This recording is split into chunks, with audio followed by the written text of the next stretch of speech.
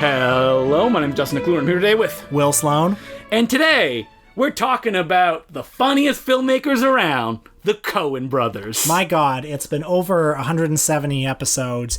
How are we now only getting to these guys, the entry level, the filmmakers that every self-described cinephile comes to love? Too popular. I think, yeah. Do you ever feel passionately about the Coen Brothers? Because I saw Raising Arizona, and I loved it. And every other Coen Brothers movie that I saw following that, I liked most of them. But my one thought was like, man, none of these are Raising Arizona. Huh, that's funny. It's weird because, I've seen The Big Lebowski probably 10 times. Mm-hmm. I've seen many of their movies multiple times. They've made 7 or 8 movies that I think are masterpieces. And so I do like them a lot, but I also don't feel like any particular personal relationship with them. But yeah, what I was going to say is that other than Raising Arizona, it's very rare I'm like, I'm going to reach for this Coen Brothers film as my comfort food in the way that I hear people talk about Big Lebowski. I mean, I'd have to say that Blood Simple, when I made Impossible Horror, that was one of our main points of reference. But it's also not a film that I'm like, love it, seen it 100 times. Well, I do think they're like some of the best filmmakers working, but I also think like it's like chocolate or pizza, or Alfred Hitchcock. These are things where it's like, yeah. All the edible things. It's like we all agree that these things are great.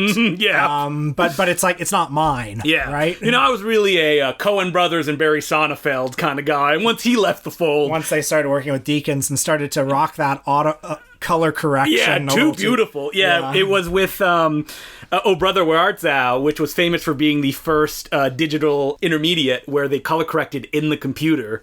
I'm like, oh, no, thank you. I'm just kidding. Roger Deakins makes a beautiful image.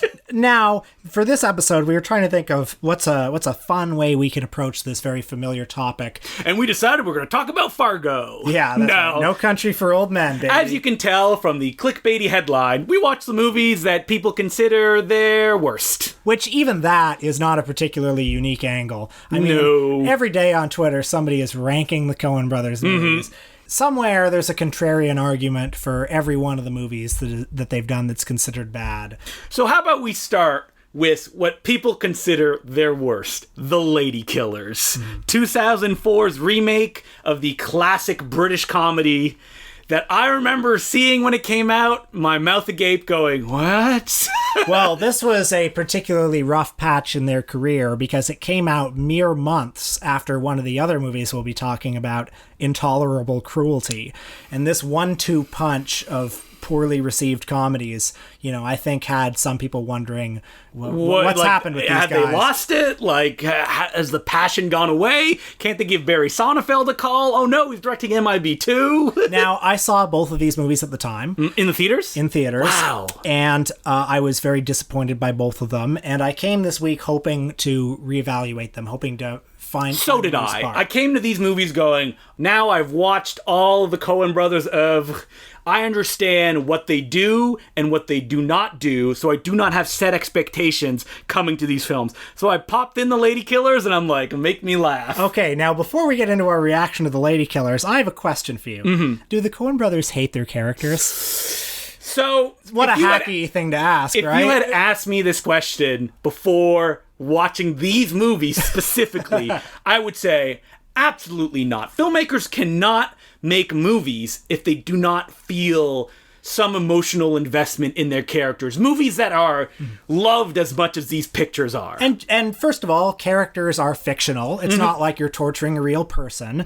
And just because a character is perceived to not be intelligent doesn't mean that the filmmakers and writers dislike those characters. And just because you put them through the ringer doesn't mean you're a sadist. People often go through the ringer in real life too. And, sometimes I watch the Coen Brothers movies, and a movie like Inside Llewyn Davis, as much as he suffers in that movie, or A Serious Man, as much as that character suffers, you kind of identify with it, or you empathize with it. Inside Llewyn Davis, I think, is sort of a comforting movie in a way, because it's like, yes, this is a movie that's like validating the experience of failure.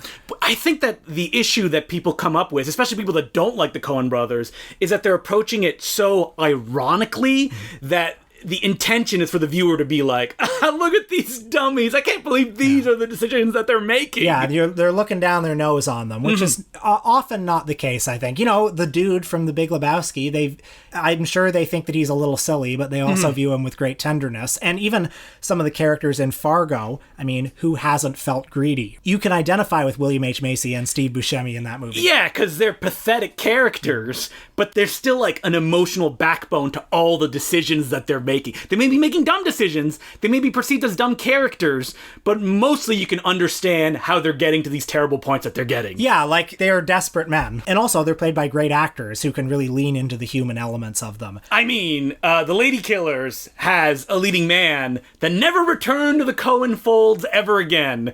Tom Hanks, the most lovable actor in American cinema history. And, you know, I'm actually going to say I think it's too bad he never returned to the Coen Brothers. I think that he has the perfect nice guy imagery to anchor their pictures. And imagine Tom Hanks being an asshole. You don't get that enough in movies. Like the Coen Brothers could bring that out. And he's a great asshole. Just look at all the romantic comedies that he did. And that, like, from a distance now you look back at them and you're like, oh, he's kind of charming, but he's really swarmy as well. Fucking evil gentrifier from You've Got Mail.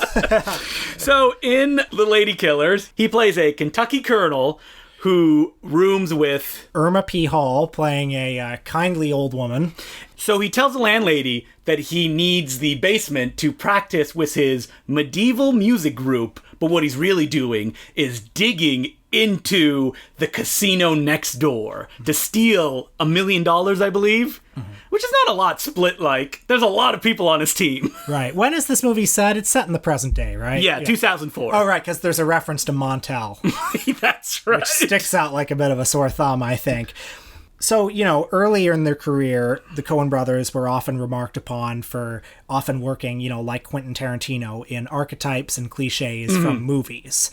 And their detractors accused them of sort of looking down their nose at these archetypes. Like, oh, look at how silly this is. Or imagine if this cliche, this movie pastiche were enacted by these silly, small people.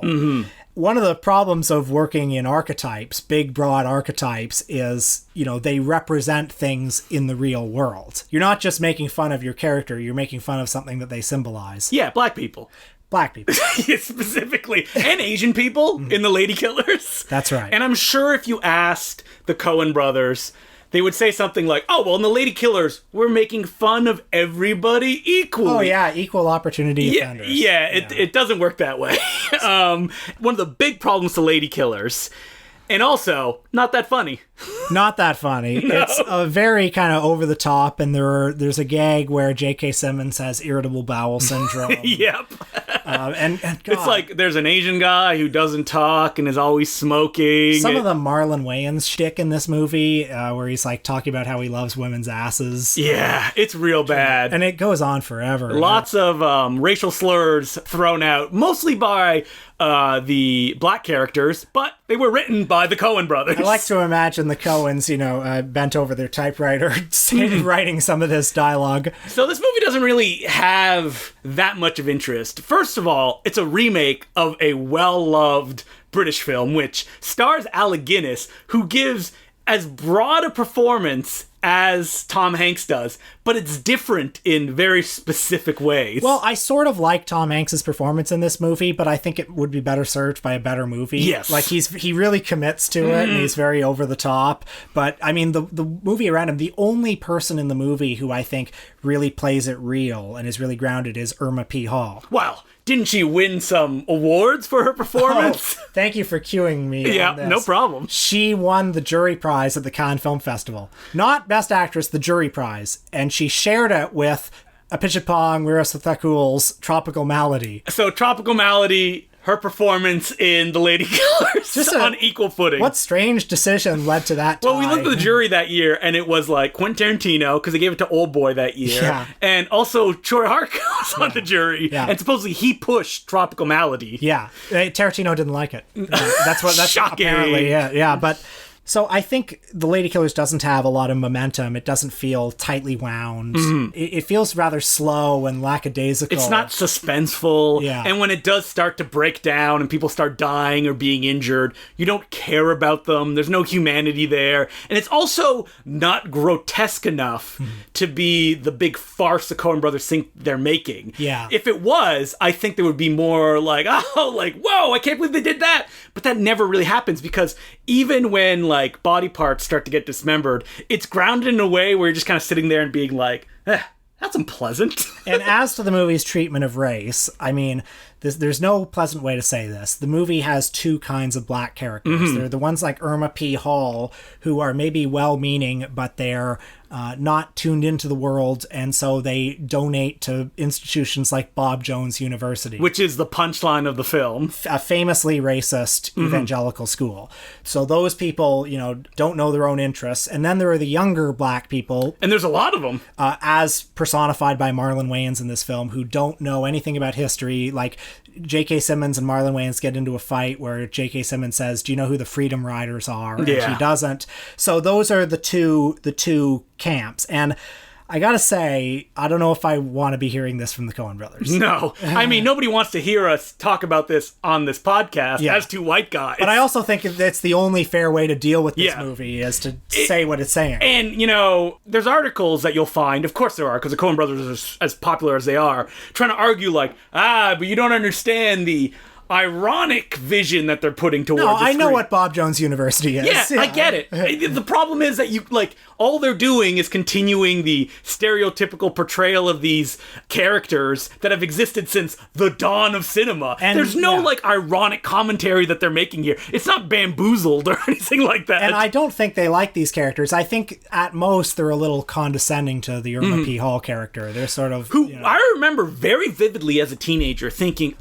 she must know what's going on, and she's kind of snaking them along. She's like a mastermind through the situation, and Tom Hanks thinks that he has one over her, but nope. The Coen Brothers oh no, she's even dumber than everybody else. The thing about the Coen Brothers is when they're interviewed, they're very opaque, and their creative process is very mysterious. Like, how do these two guys work together? Who writes what? We don't know. And their movies are so precise and just technically perfect, and they're full of little details, kind of Kubrickian in a way. Oh yeah, look, there's Bruce Campbell. Yeah, exactly. A Serious Man is full of details like a Jacques Tati movie. And so you think about them well, these guys really know what they're doing. These guys are totally in control. Yeah, if I like their other movies, which are these kind of hermetically sealed perfect objects, this one must be just as good as well. Well, I remember there was some discourse around the Ballad of Buster Scruggs and yes. its a treatment of the indigenous characters, where there were some who would say, well, they must know what they're doing. They're dealing in tropes, they're dealing in archetypes, and they're doing it ironically. And I don't think that's really been backed up by the interviews they've given about the movie. And, I think the fact that they're out of touch white guys? Well, yeah, and they have a certain limited curiosity, or when they deal with characters outside of their immediate worldview, their curiosity is... all the interviews that they did around Buster Scruggs, people would bring up, the Native Americans are portrayed as savages in this movie, and the Coen Brothers would just follow it up with, well, yes, but that's how they were always portrayed in these classic Western tales that we're adapting. See the book that opens at the beginning of Buster Scruggs? And it's okay, but you're deconstructing everything else in the movie, but you're just taking this trope, which is the most offensive one, as face value, because you like that. That's what you grew up on, and you want to recreate that. Right. That is a problematic direction. Yeah. So, okay, we didn't like the Ladykillers. Not good. While watching it, I'm did the Coen Brothers have a contract they had to get out of or something? Lou Reed, Metal Machine music? But how about the movie they made right before that, Intolerable Cruelty, which I was also disappointed in at the time. Another film that was just kind of brushed away as a nothing when it was released. And I also felt that way when I saw it on DVD. I was this is nothing like Raising Arizona, I'm sure, crossed my mind. And I sat down and watched it this time, and it ended, and I went, I really like that. I had the same experience, actually. I thoroughly enjoyed it. I was trying to think, what did I not like about this when it came out? And the only explanation is that it just felt like minor Coens, which it is, but whatever. It's a very enjoyable romantic comedy in the sort of screwball tradition. like from the beginning, the Coens are always basing their films on templates of well-worn genres. And Intolerable Cruelty is that fluffy Tracy and Hepburn romantic comedy, like Adam's Rib and stuff like that. And like the rat-a-tat, His Girl Friday dialogue. And I think that George Clooney, he loves being in Coen Brothers movie, and it's obvious that he does, because he is the handsome leading man. And here he gets to be the muggin', like, rubber-faced, Jim Carrey-like character. Yeah, he always gets to play dumb characters. And he loves it. Well, in this one, you know, he plays the slickest divorce attorney in town, and he encounters Catherine Zeta-Jones, who is suing his client, Edward Herman, for divorce, and he falls in love with her, but she's kind of a shark who is always marrying rich men and divorcing them for their money. Basically, it turns into like a heist, but one of the best decisions they make is that it doesn't end with the reveal of that heist. It goes further beyond that, and like all the different angles get to be played. Billy Bob Thornton gets to show up, hamming it up as like a cowboy. I mean, it's a great mix of, you know, big star performances, you know, George Clooney and Catherine Zeta-Jones sort of at their peak physical attractiveness. And the Coen brothers can also parody the genre that they're adapting as well. Like George Clooney has this big speech like Tom Cruise does in Jerry Maguire, where he's like, I choose love. Yeah. And it's scored like it would be in a Hollywood movie, and everybody starts applauding. Jerry but Maguire that's the must joke. have been in mind when they Yes, did that, guaranteed. right? But, you know, you've got these big stars, and you've also got a bunch of great character actors looking like Coen Brothers gargoyles. And, and you know, the Coen Brothers, the technical quality of their movies is really something. I mean, they are great storytellers. They're great dialogue writers. The cinematography is always exquisite. When the movie started, I was like, I miss film. Like, instantly when it started to play. A thought that I'm sure did not cross my mind when I saw it on DVD when I was, 13. And their attention to detail is, I mean, they do have a genuinely strange way of looking at the world. That scene where Edward Herman is, like, jumping on a bed with a bunch of women surrounding him. And there's a giant train behind him. And they're all going, like, choo-choo, and he's wearing a conductor's hat. I mean, what other filmmaker would put that in a the movie? Coen brothers also, like, love the sound of, like, someone sitting in a chair and it's just going, like, Yeah. Like, you can tell they're, like, just laughing it up, writing it up. You know, a movie like this, I think it works so well compared to the Ladykillers because they're dealing with rich people. They're not parodying the lower class, like, or minorities. So it's different to, like, make George Clooney or Catherine Zeta-Jones look like giant buffoons. Earlier in their career, and I guess still now, they were often accused of being these snobs or these equal opportunity. Like, a recurring character in their movies is the well-meaning but stupid middle-class liberal, you know, like Barton Fink. Yeah. I know some of their detractors, probably a lot of their more left-leaning detractors, accuse them of being guys who just sort of believe in nothing. Which... Real Trey Parker and Matt Stone. Yeah, a little bit. I mean, I don't know. There's a strong sense of Old Testament justice in their films. Yes, that's right. But I do love the ending of Intolerable Cruelty, where it just gets all wrapped up in the neatest of bows. That nobody essentially suffers, except for poor Erwin Keyes, whose death in this film is the one thing I remembered from seeing it the first time. Anyway, after this 1-2 punch, they disappeared for 3 years, and they returned with No Country for Old Men. The rest was history. And then a year later, they reached #1 at the box office for the first time in their careers, I believe, with their follow-up, Burn After Reading. You started talking about the movie and just had a little bit of difficulty remembering the title. And I was like, did we watch another movie? Yeah, and I did. think that's perfect because of what Burn After Reading is. I remember after seeing No Country for Old Men and loving it, being like, what are they going to come out with next? Which was the same feeling that I had when they made Inside Llewyn Davis. And I'm like, what are they going to come out with next? Because there's a feeling walking into one of their movies that this one could be a masterpiece. Yeah, and they just made a masterpiece, which means the studio gave them carte blanche to do whatever they want. Yeah. So they're just going to knock this one out of the park.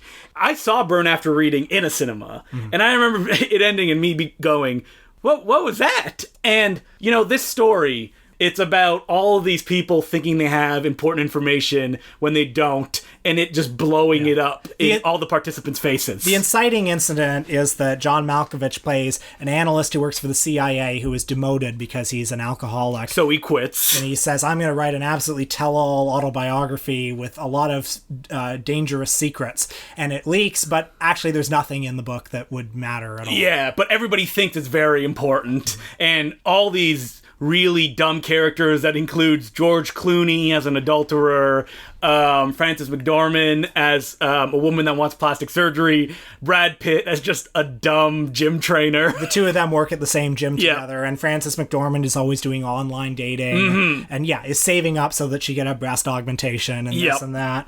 And the thesis of the movie is that everybody who works in government and intelligence is an idiot, and also most other people are idiots too. Yeah, I believe that thesis. It's a despairing vision on par with Bresson's L'Argent. It could essentially be called Shaggy Dog the movie. Yeah. Like, it ends with the character going, wait, what's happening? I don't really understand. Oh, it didn't matter? Yeah. Oh, okay, yeah. How about we just never mention this again? Now, I saw this movie in a theater too, and I left angry, and I hated it. Yeah. And you didn't get it, Will. Well, I guess not. And then over the years, I would often hear people defend it, and looking back on it, you're like, oh yeah, brilliant. Everything I just said sounds great. Yeah. And so I'm a little more receptive to what the movie is saying now, but I still did not enjoy the experience of revisiting this movie. Well, let me be the devil's advocate for a movie that I do not love either and say, like, I get it. Like, they shoot it like a spy thriller. It's like the parallax view. It's paranoia. Yeah. Like, who's this person following me in a car? What's going on? Is someone really in charge? Everyone is giving it their all, from George Clooney's just like mugging it up to Brad Pitt also mugging it up. Yeah. And, I didn't love Brad Pitt in this movie like I felt like I should, and I don't think it's his fault because he really throws himself into it. No one has anything to do. Well, that Brad Pitt character is such a caricature. Like, there's no kind of warmth in the creation of that character, I think. It's like from Brad Pitt. The only one, we talked about, like, sympathy is like Frances McDormand, who really wants this thing because she thinks it's important to her, even though there's characters around her who are like, no, it doesn't really matter. Yeah. But that's what she sets her sights on. Or George Clooney, who's cheating on his wife endlessly, but the second that she breaks up with him, he goes into, like, a massive depressive funk. Yeah. That's funny. Well, I think the most sympathetic character in the movie is Richard Jenkins. Yeah. And who has a brutal fate at the end of the movie. As for Frances McDormand, I feel like such a hack saying the Coen Brothers hate their characters. But I think the Coen Brothers don't like this character. Really? Well, I think the movie is I think the movie does look down its nose at Frances McDormand. I think it regards her as a little pathetic. But there isn't, like, some sympathy there? Like, oh, she can't see that she doesn't need these cosmetic surgeries to make herself more beautiful because people already like her the way she is? Well, I guess there is sympathy. I mean, she is a tragic character, and she gets away with everything that she wants. But it's a very thin line, isn't it? Like, I don't feel the Coens. I mean, it almost feels like they're doing a play with what they did on No Country for Old Men. Because remember when that movie came out, people were like, my God, I can't believe they killed the main character off screen. Spoiler for an Oscar-winning Best Picture film. And Burn After Reading does very similar things. At one point, they're like, oh yeah, we shot that main character when we saw, and we never even see it. Yeah. It's like the Coens going like, it doesn't really matter. Yeah. And like, if you buy into that end joke, the rest of the movie will work for you. And I think that's something that, like, Burn After Reading, I hated it when I saw it. And it's because whoever cuts the Coen Brothers trailers are amazing. Like, there's never been a Coen Brothers trailer that didn't get me hyped up for what I'm about to see. But then they never really give you what, as an audience, you want. And, people will say, oh, well, that's where their true genius lies. But as a viewer, you're like, what the hell is this? When it's as paper thin as something like Burn After Reading. Yeah. The destination didn't feel worth the journey to me on this trip. It felt to me like the thesis of the movie was not particularly textured and layered and multidimensional to spend this much time with these unpleasant characters who the Coen Brothers don't like. Yeah, and it's not even, if you could get away with, like, look how stylish this film is. Like, can you imagine the Coen Brothers shooting it like Tony Scott or something like that? That would make it even funnier because it's still in their style. But look, the Coen Brothers are all-knowing. They're wise. They meant to do it. And they're brilliant, and I'm sure I'm wrong, folks. Did we talk about Hail Caesar when it came out? Because I feel like we were doing the podcast at that time. Maybe. I remember being a little lukewarm on that one, too. You watched it this week. I did. I was writing on Letterboxd at the time, and I essentially said, I like all these things in this movie, but, I don't really have any reason to care. And this time watching it, I'm like, I like all these things in this movie. And that reason to care isn't really there. The Josh Brolin as a center character and his moral conflict is not that compelling to me, because it essentially boils down to, the magic of Hollywood. Isn't that better than anything else? Even things that could change the world? But most of the movie shows Hollywood as being kind of corrupt and terrible, and it needs to be. But then you also get, like, a hilarious parody of a Roy Rogers Western. Oh, yeah. You get an aquatic musical number, Channing Tatum being his gayest Gene Kelly. Well, would that it were so simple. What's that line? Yeah. That's a funny I can't even say it. It's like, would that it were so simple with Ralph Fiennes. Like, all that stuff I like. So this time when I watched it, I'm like, oh, I get it. The Coen Brothers just wanted to show all this stuff.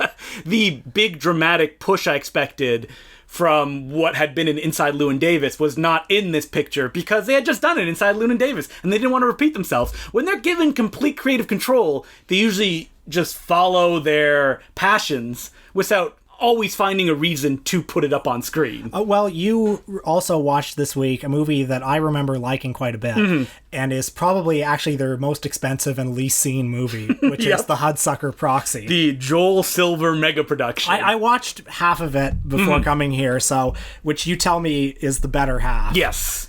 I mean, The Hudsucker Proxy, when people tell me that they love it, I go, oh yeah, I understand. Like, it's all the German expressionism writ large on screen, mixed in with, like, Frank Capra storytelling, and Tim Robbins as this, like, goofy character in the center. And the biggest issue with the film is that it doesn't land the ending. Like, it wants to do this Capra-esque kind of, it was happy at the end and everything came together. But you feel the Coen Brothers are still looking at it ironically, like, isn't this a joke? And because of that, the film is hurt because the Tim Robbins character plays like this lovable goofball that turns kind of mean by the end. And he never comes back from that meanness. And that's a big like storytelling issue. That if you kind of like this character because he's the underdog, then he becomes the overdog and pushes it too far, but is never redeemed in any way, then you're like, well, I don't care about this. Like, you've pushed it too far. And if they say, that's the joke, well, it's like Burn After Reading, where I'm like, oh, okay. But I don't want to sit here and watch it. Great sets, though. Oh, beautiful sets, beautiful camera moves. Sam Raimi, his only credit as second unit director, he shot the whole montage. Oh, really? With the hula hoop. The hula hoop. Yeah, he's one of the guys who's talking, who's like, what do we call it? I remember that, blah, blah, blah, blah, blah. Yep. He also plays the giggling gunman in Miller's Crossing. I do like Tim Robbins in that movie, and I think Tim Robbins provides a bit of an emotional center to it. Yeah, but like I said, that he gets pushed too far, where he's like, your idea's dumb. He basically becomes the boss that dismissed him. And I also like Paul Newman as, like, the evil CEO, and Jennifer Jason Leigh as his girl Friday, fast talking, and her sidekick, Bruce Campbell. Yes, I was about to say. I love all of that stuff. And it's just like they don't stick the ending. For people that haven't seen it, there's an element of magical realism that plays in the end. That doesn't bother me. What bothers me is the stereotypes that it, accepts to get there. The Bill Cobb's character specifically. Yes. Yeah. The Bagger Vance, if you will. Yes, that's right. Again, like, Tim Robbins is such an asshole up until that point, and he never buys it back. Like, he just dismisses Jennifer Jason Leigh at one point, and she never reappears for the rest of the movie. Oh. Which makes me wonder, like, is there, like, a long... Like, this film was almost 2 hours, so it's, like, wheezing past the finish line. So it makes me wonder if there was more to it. I mean, the sets are so beautiful. It's the kind of movie that always appears in the one perfect shot stuff because of how, like, stylish it is. Well, the Coen Brothers, I'm sure you've all seen all their movies. Check your shelf right now. Pull down that copy of No Country for Old Men. Intolerable Cruelty. Pull down your Criterion edition of Blood Simple and... Pull down your DVD of Blood Simple with the fake audio commentary by a film historian. That's right, yeah. Very funny. I mean, that's another example of, like, they don't take anything seriously, right? The Hudsucker Proxy has an interview at the beginning of the screenplay book with Joel Silver, where he says the Coen Brothers are incompetent, they don't know what they're doing, and they're just, like, jokes. And it was written by the Coen Brothers. It was not Joel Silver who gave that interview. So, I mean, that is the thing, that when you watch these comedies, there's no center to them. It's just everybody's miserable, everybody's bad. So it's tough to like them. Well, we've settled it. The Coen Brothers hate their characters. Finally, the dispute is settled. Yep. Anytime somebody has to reference that or an argument breaks up on Twitter, which I assume it happens a dozen times Just a day. direct them here and say that we solved it. So, Justin, do we have any letters this week? We do have letters. As per usual, you can send us letters at importantcinemaclubpodcast@gmail.com. And the first letter is from Jack Burnham. He goes, "Hey, Justin and Will. This might seem like an odd question, but what's the longest period of time you spent without watching films? I asked because I was ill recently with something that left me unable to watch movies for about 8 months. Won't bore you with the details, there was some brain stuff. Well, I hope you're feeling better now, Jack. And it was probably the longest I've gone without watching movies in my life. I'm okay now, of course, but I was just curious if either of you have been diverted from cinema for a notable period of time. Love the show, guys. It's by far my favorite film podcast and maybe even my favorite podcast." Whoa. Thanks. Thanks for the many hours of cool stuff. It's appreciated. Warm regards, Jack. Thank you. Well, I remember I went to summer camp once when I was a kid, and that was a month there, and I don't think I watched any movies during that time, except, that's actually not quite true, there were 2 movie nights during the month of summer camp. So we were all, I guess, 10 or 11 years old, and the movie nights, for some reason, were Ronin with Robert De Niro.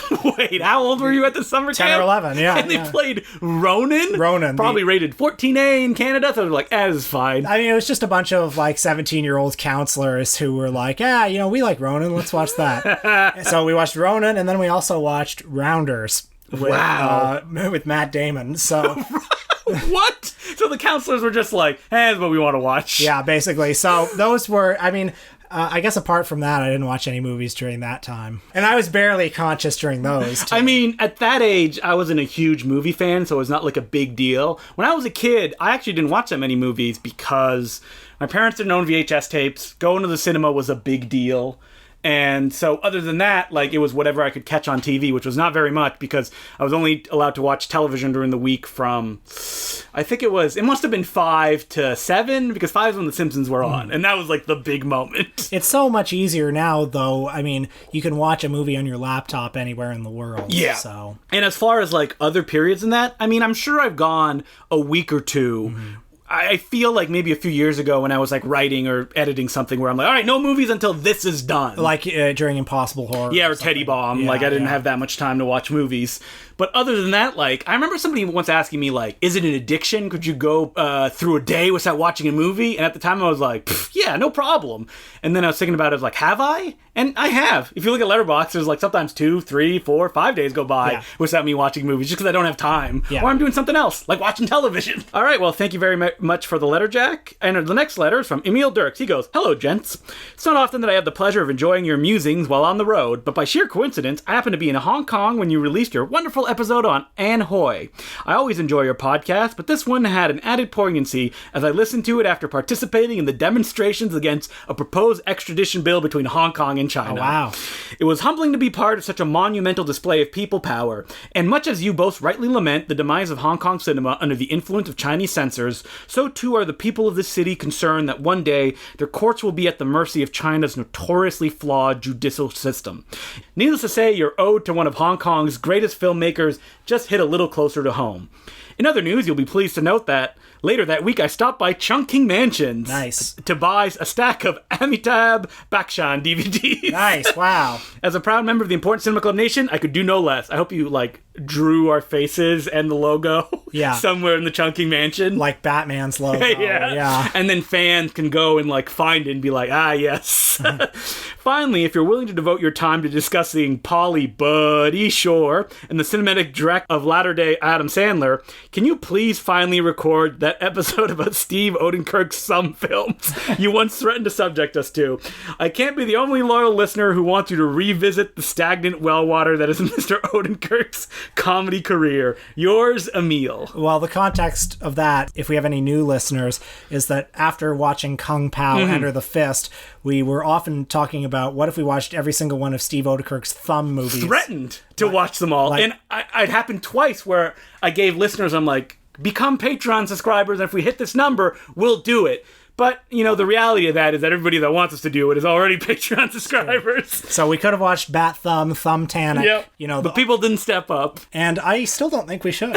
You know what? If we get to 250 by the end of next month, we'll watch all those movies. I think that's fair. Yeah. 250 by the end of July. There's no way that's going to happen. Yeah. So. But if it does... sign up all your friends. Yep. we're going to be watching all of those Thumb movies.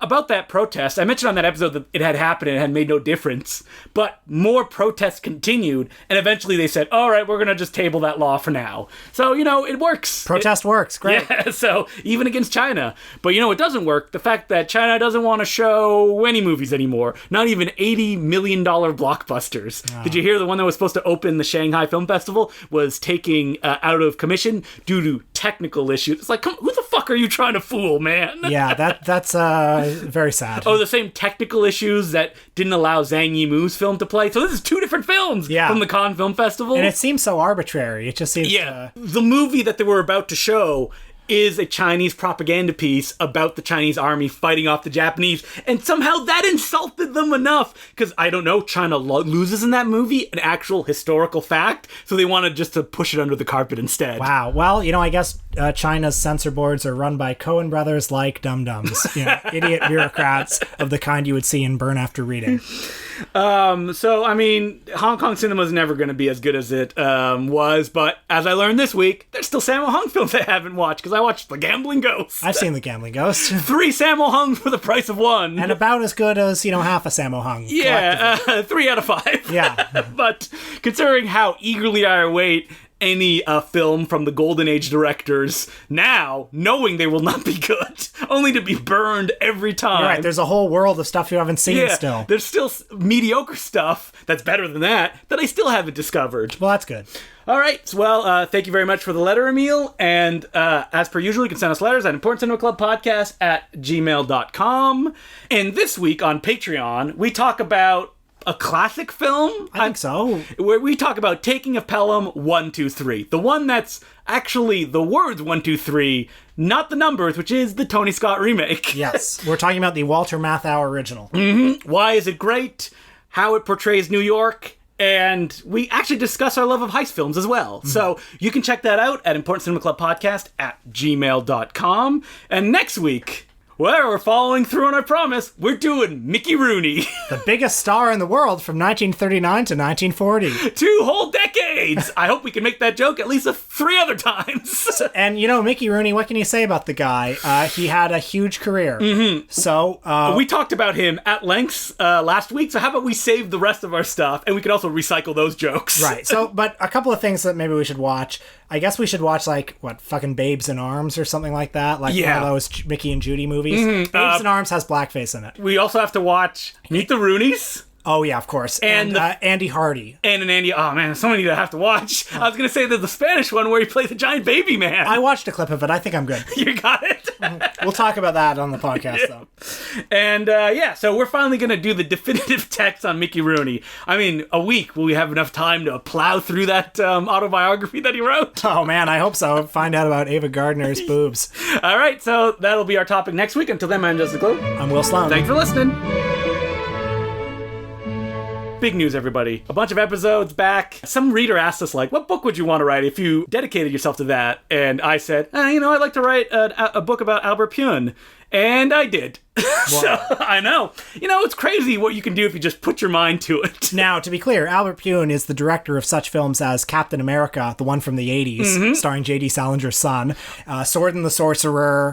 What else has he done? So many movies. Cyborg with Jean-Claude Van Damme. Yeah, those were the big famous one that everybody knows. He did Ticker, the Steven Seagal, Tom Sizemore picture. He did the infamous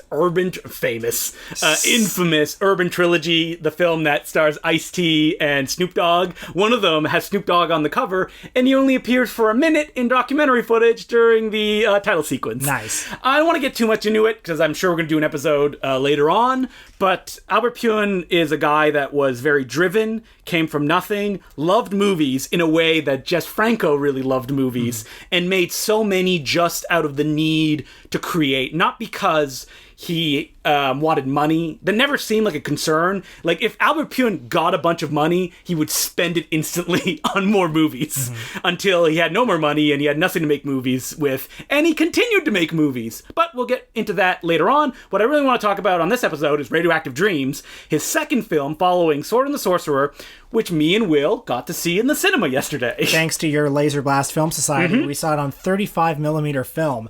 And this is a kooky post-apocalyptic musical, comedy, action film. Action film is a stretch. But yeah, all those other things. You know what I mean. Thriller? All of them put together. Essentially, the film of a filmmaker who has something to prove and wants to do that by going so out of the box in a way that nobody else is doing. Imagine Streets of Fire meets Mad Max. That's exactly what it is. I mean, all the problems that Streets of Fire has, none of the action of Mad Max, but all of the costuming. And with, as if Dario Argento also, like, lit the film. It stars two lovable losers, one of them played by Michael Dudikoff. Yeah, that's Who's the other one? John Stockwell, who people know best as the lovable jock in Christine, who, hilariously, would go on to direct Kickboxer sequels, just like Albert Pyun did. Nice. But yeah, so they play two kids who get trapped in a bomb shelter, are abandoned by the people who put them there, one of them being played by George Kennedy, and they grow up reading pulp novels, and as adults, they escape the bomb shelter and decide they're going to go into the post-apocalyptic world and be private detectives in the 40s mold. And they're dressed like old-timey newsboys. Mm-hmm. And the movie feels a bit disjointed. You know, it was taken away from Albert Pyun. Yeah. So, you know, there were good moments, then there were some not-so-good moments. Mm-hmm. But towards the end, Michael Dudikoff and Stockwell do a soft shoe number in this post-apocalyptic world, and I thought... The post-nuke shuffle. And I mean, that's pretty cute. Well, you feel like Albert Pyun, the thing about him is that he's always trying to do different stuff than you would expect. Like Michael Dudikoff, who was known as the stoic, you know, American ninja, plays the goofiest, like... you know, I talk like this the entire time, and I'm moving, and I'm saying things like "Zowie," and it's a little bit grating, but it's kind of funny because Michael Dudikoff is doing it. Yeah. And so, like, people who wanted to see, like, Michael Dudikoff play that action hero are like, what is this? Like, what is going on? Yeah. And I really like the movie because you can feel Albert Pyun's passion behind it. I love the soundtrack, which is never ending. It plays over every scene. I remember the first time I saw this movie, and I was like, it's fine, because it promises this big post-apocalyptic, like, craziness, and then delivers very cramped and claustrophobic movie that seems to get smaller as it goes along. Yeah. But I think that a picture like this, and, you know, I make the argument for the Pyun films that I love, is that you can see that it's a guy that's passionate about making movies, that he's putting all his influences in one big pot, not even really thinking of how a regular audience will react to it. And he's thinking outside the box a little. Yeah, he is. Like, the fact that it ends on a musical number is nuts. And the fact that Albert Pyun, like, was really dedicated to it ending that way. And I read in an interview, he's like, it was supposed to be a big music number where everybody dances, but I didn't get a chance to do it. And you can tell as well, it was supposed to play in one long MGM tracking shot, and they didn't get it. So there's, like, weird wipes through it. So it's like, you know, my love for his work is sometimes linked to, I can see what he was trying to do, and his personality is on screen, and that's enough for me. And I mean, it's a bummer that Radioactive Dreams, we watched it on a print, and it's unavailable anywhere in any proper format. I mean, it's a beautiful CinemaScope movie, and it was probably only ever watched pan and scan. Right? Yeah, and washed out too. Yeah. Like, watching it up on the big screen for the second time, and because I've been watching a bunch of Laserdisc rips of it and DVDs, I'm like, wow, so that's what the colors are supposed to look like, which is especially funny because Albert Pyun loves to play with filters, what True Heart does, to, like, make the sky different colors, and if you don't have the colors right on that, like, it doesn't work. Yeah. And, you know, it sucks. A movie like this, like that print that we watched, that looked like it had played twice, is going to go and be put in a vault somewhere, never to be spoken of again. But, you know, this is just a tease for the Albert Pyun book, which is called Radioactive Dreams, the Cinema of Albert Pyun, that's going to be coming out in July. Keep an eye on Justin's Twitter feed. Yeah, and I mean, I'm going to talk about it on the podcast, and I'm also going to, we'll do an episode, on the week that it comes out, we'll do an episode on him. It's basically, I put limits on myself, and I went, I can't do like a biography because it's way too complicated. So I'm just going to review all of his movies and at minimum write 500 words about each of them. That was my main goal. And I succeeded in that goal. And I also got to interview 3 of his collaborators at length. So, yep, that's the book and it's coming out soon.